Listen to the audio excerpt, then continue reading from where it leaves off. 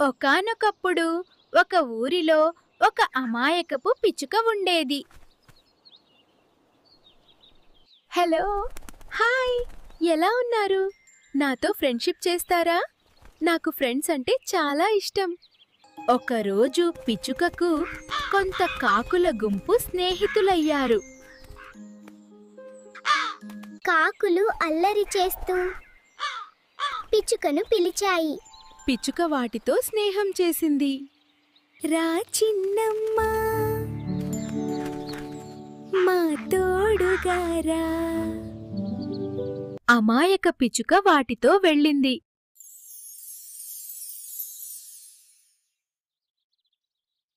కాకులు ఒక పొలానికి వెళ్లి మొక్కలను నాశనం చేయసాగాయి.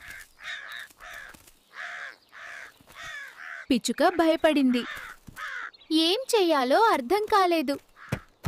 ఇంతలో రైతులు వచ్చారు. నేను ఏ తప్పు చేయలేదు, నన్ను నమ్మండి. పాపం, ఆ పక్షి తన నిర్దోషిత్వాన్ని వివరించడానికి ప్రయత్నిస్తోంది. రైతులు మాత్రం తమ నిరాశలో ఉన్నారు.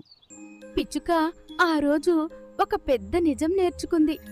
చెడువారితో తిరిగితే మన చేతుల్లో తప్పు లేకపోయినా మనమీదే అనుమానం పడుతుంది.